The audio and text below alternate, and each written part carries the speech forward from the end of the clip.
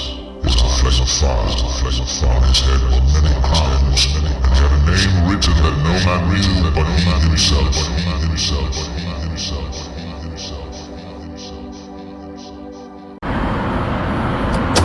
So I'm at the bank, right? I noticed everybody's receipts right there, so I'm like, let me see how America's doing. Felt like being nosy. Available balance, $400. Shit. Available balance, 173.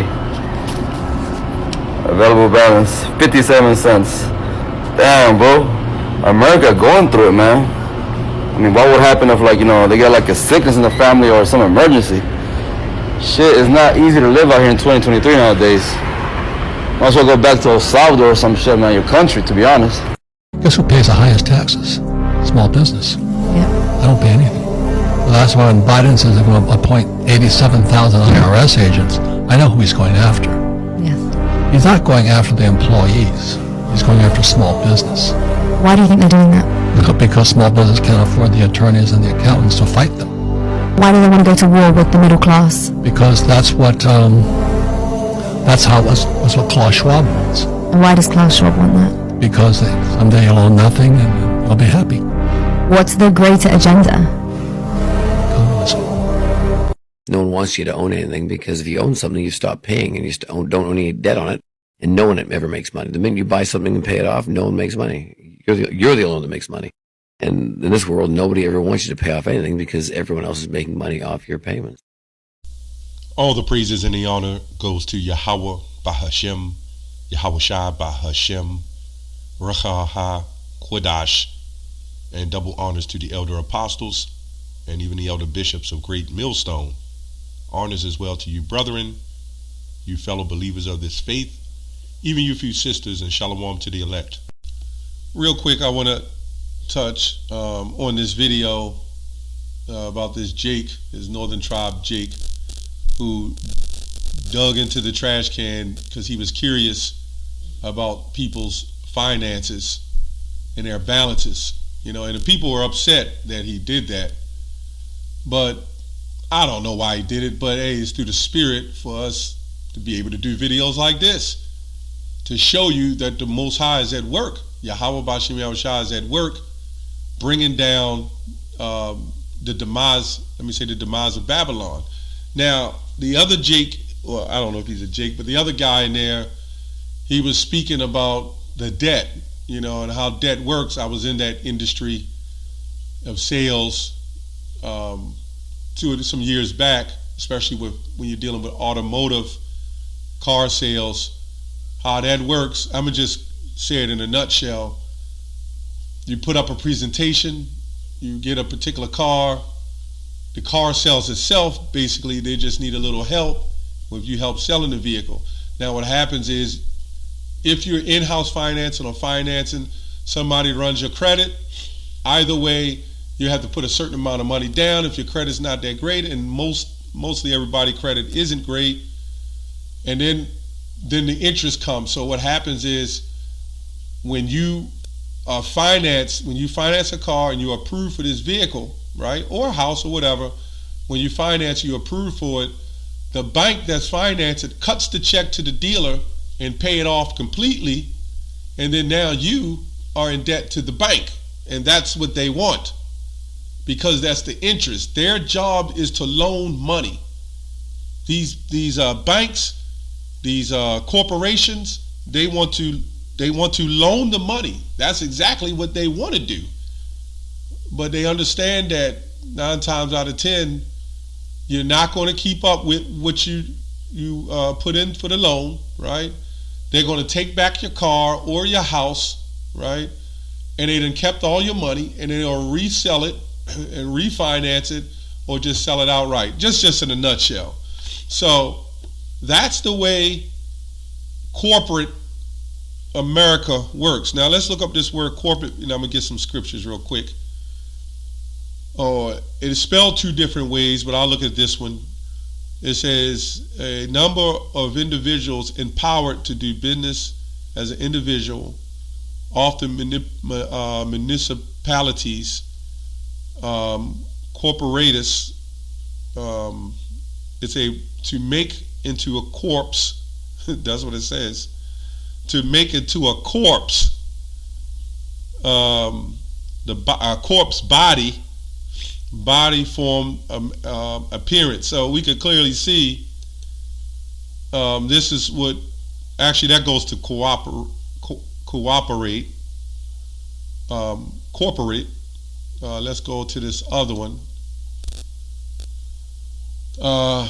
Corporate. It says an act of operated jointly with another of another's in the same end. So this is really like a union acting together in the place of business. And this is what happens with the banks and the sellers and the salesmen. They work together to get you in debt. Okay, personally, me, I don't want a new car. And I see all these people in their brand new cars, and nothing wrong with it if that's what you want to do. But a lot of them can't keep up with their payments and they're struggling. I hear people complaining. So in other words, this society is so carnal.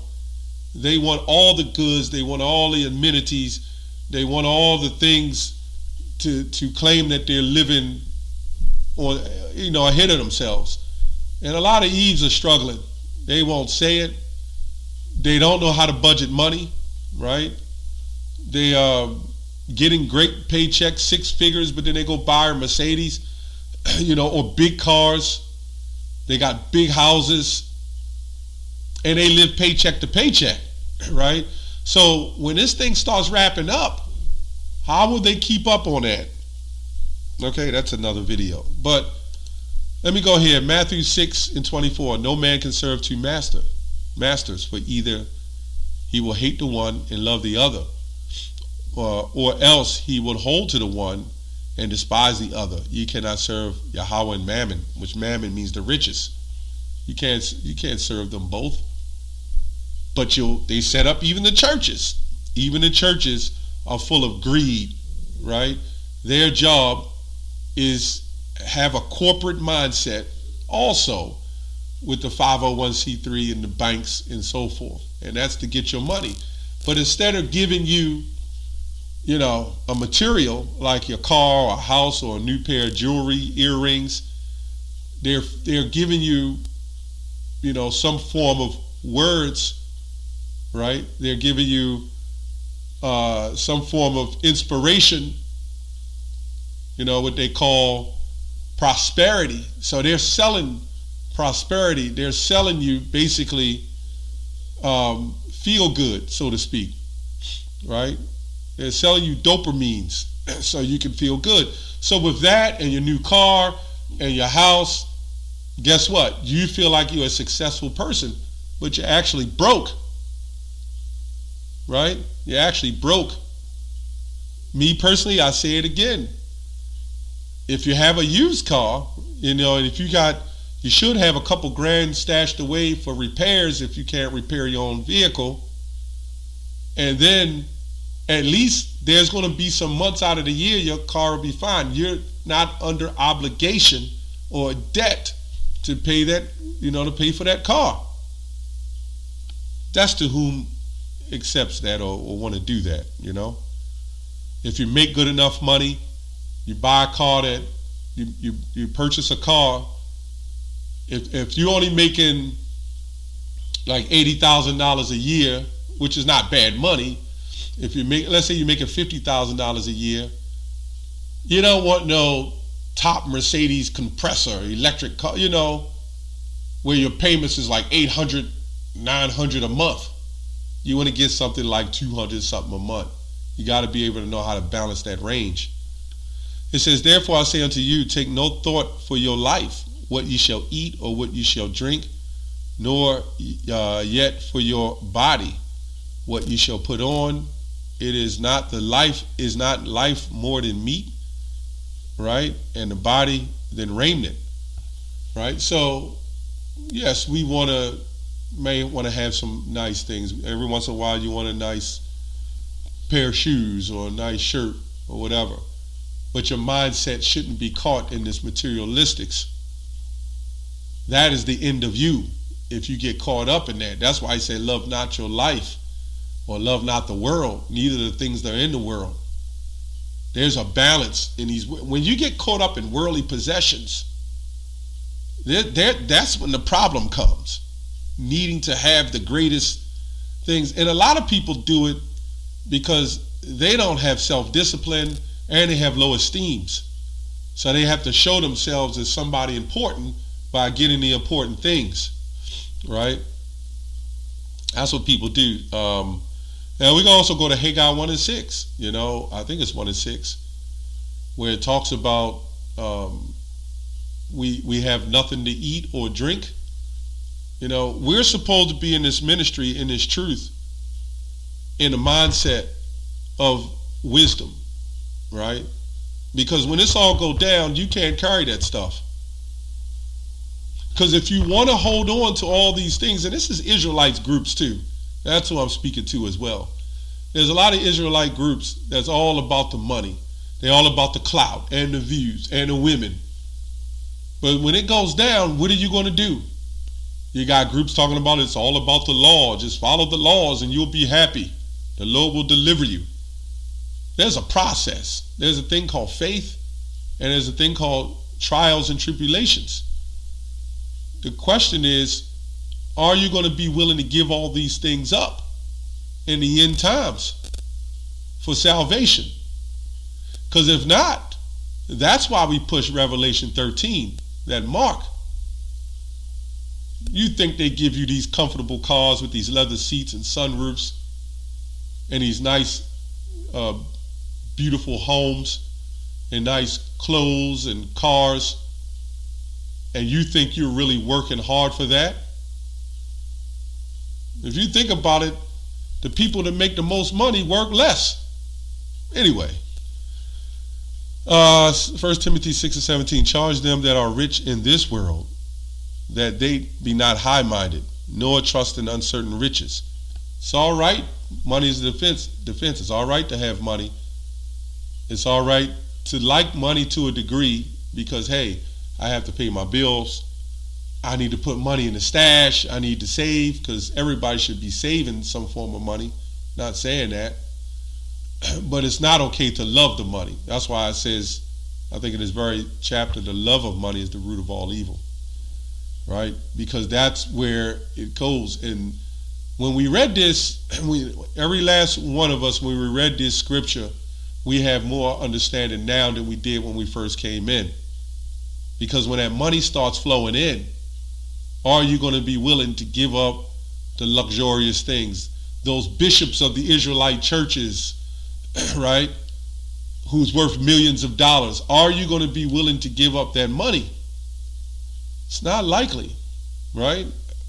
Anyway, but the living power who give us all richly all things to enjoy.